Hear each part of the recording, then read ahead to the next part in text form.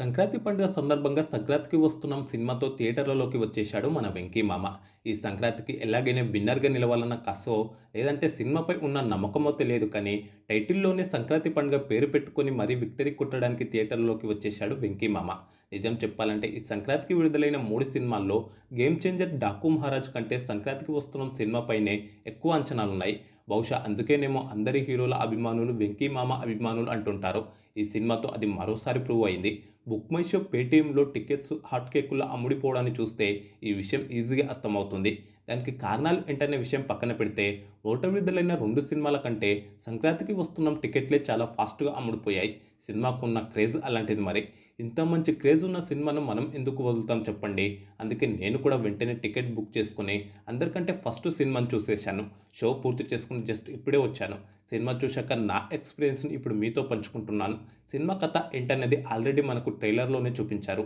ట్రైలర్‌లో చూపించిన దాని ప్రకారం ఓ క్రైమ్ కేస్ విషయంలో ఆల్రెడీ సస్పెన్షన్‌కు గురైన వెంకటేష్‌ను ఇన్వెస్టిగేషన్ కోసం నియమిస్తారు. అయితే ఈ ఇన్వెస్టిగేషన్‌లో తన ఎక్స్ గర్ల్ ఫ్రెండ్ అయిన మీనాక్షి చౌదరితో వెంకటేష్ పనిచేయాల్సి ఉంటుంది.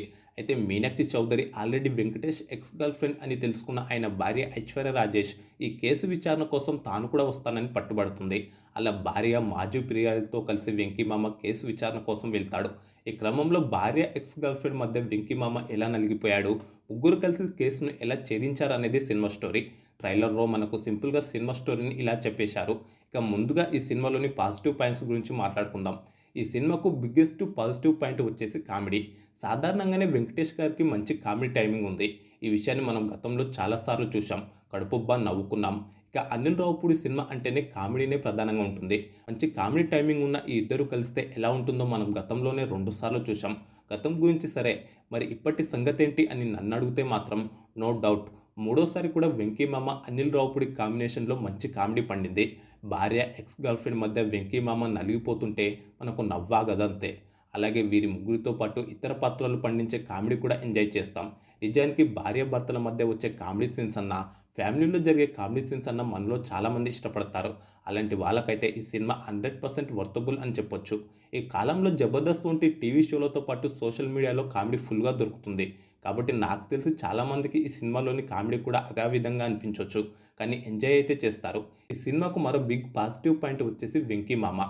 భార్య, మాజీ లవర్ మధ్య నలిగిపోతూ ఫుల్ కామెడీ పంచిన 'వెంకీ మామ' పోలీస్ ఆఫీసర్‌గా కూడా అదరగొట్టాడు. ముఖ్యంగా కామెడీ సీన్స్ సమయంలో 'వెంకీ మామ' ఎక్స్‌ప్రెషన్స్ గురించి ఎంత చెప్పినా తక్కువే. అలాగే నలుగురు పిల్లల తండ్రిగా కూడా అదరగొట్టాడు. ఇక ఆ తర్వాత డాన్సుల్లో, ఫైట్స్‌లో కూడా తన మార్కు చూపించాడు.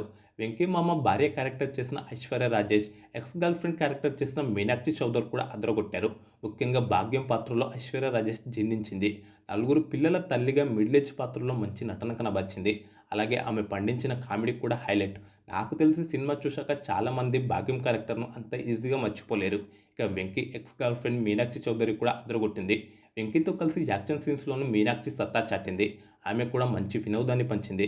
సినిమాలో వీరి ముగ్గురి పాత్రల చుట్టే ఎక్కువ కథ తిరుగుతుంది. మిగతా పాత్రలో ఉపేందర్ నిమాయేవ్, సాయి కుమార్, నరేష్, పృథ్వీరాజ్, శ్రీనివాస్ అవసరాల తదితరులు తమ పాత్రల పరిధి మేరకు నటించారు. ఇక టెక్నికల్ పరంగా ముందుగా చెప్పుకోవాల్సింది డైరెక్టర్ అనిల్ రావిపూడి గురించి. కామెడీ జోనర్‌లో మరోసారి సినిమా తీసి సక్సెస్ అయ్యారని చెప్పొచ్చు. భార్య, ఎక్స్ గర్ల్ ఫ్రెండ్ మధ్య నలిగిపోయే భర్త చుట్టూ ఆయన రాసుకున్న కథ బాగుంది. కాస్త రొటీన్‌గా అనిపించినప్పటికీ స్క్రీన్ మీద వర్కౌట్ అయింది. నిజానికి మనకు తెలిసిందే, రొటీన్ స్టోరీకి కామెడీ, యాక్షన్‌తో పాటు కాస్త ఎమోషన్ జోడించి అనిల్ రావిపూడి సినిమా తీస్తుంటాడు. ఒక్క 'భగవంత్ కేసరి' మినహాయిస్తే ఆయన ఇప్పటివరకు తీసిన సినిమాలన్నీ ఇదే జోనర్‌లో ఉంటాయి. అలాగే అన్ని సార్లు ఆయన సక్సెస్ అయ్యాడు కూడా. కాబట్టి రిస్క్ లేకుండా ఈసారి కూడా అదే చేశాడు. ఫ్యామిలీ ప్రేక్షకుల కోసం మరోసారి పర్ఫెక్ట్ సంక్రాంతి సినిమాను తెరకెక్కించాడు. ఈ 'సంక్రాంతికి వస్తున్నాం' సినిమాలోనూ కామెడీతో పాటు కాస్త యాక్షన్, ఎమోషన్ కూడా పెట్టి సక్సెస్ అయ్యాడు. ఆయన టేకింగ్ గురించి ప్రత్యేకంగా చెప్పేదేముంది. కామెడీతో కూడిన మంచి కమర్షియల్ యాక్షన్ థ్రిల్లర్‌ను తెరకెక్కించడంలో ఆయన దిట్ట. ఈసారి కూడా తన టేకింగ్‌తో అనిల్ రావిపూడి ఇంప్రెస్ చేశాడు. 'వెంకీ మామ'ను ఫ్యాన్స్ ఎలా కోరుకుంటారో అచ్చం అలాగే చూపించాడు. ఓవరాల్‌గా నన్నడిగితే డైరెక్టర్‌గా అనిల్ రావిపూడి మరోసారి ఇంప్రెస్ చేశాడు. ఈ సినిమాకు మరో పాజిటివ్ పాయింట్ వచ్చేసి మ్యూజిక్ డైరెక్టర్ భీమ్స్ సిసోరోలియో సంగీతం. నన్నడిగితే 'సంక్రాంతికి వస్తున్నాం' సినిమా సక్సెస్‌లో కీలక పాత్ర భీమ్స్ సిసోరోలియోనే. కామెడీతో కూడిన యాక్షన్ ఎంటర్‌టైనర్ సినిమాలకు మంచి మ్యూజిక్ ఇవ్వడంలో భీమ్స్ సిసోరోలియో ఎప్పుడూ సక్సెస్ అవుతుంటాడు. గతంలో వచ్చిన రవితేజ 'ధమాకా' సినిమాలో భీమ్స్ సిసోరోలియో మ్యూజిక్ కీలక పాత్ర పోషించిన సంగతి తెలిసిందే. ఈ సంక్రాంతికి వస్తున్న సినిమాలోనూ ఆయన ఇచ్చిన మ్యూజిక్ కీలకంగా మారింది.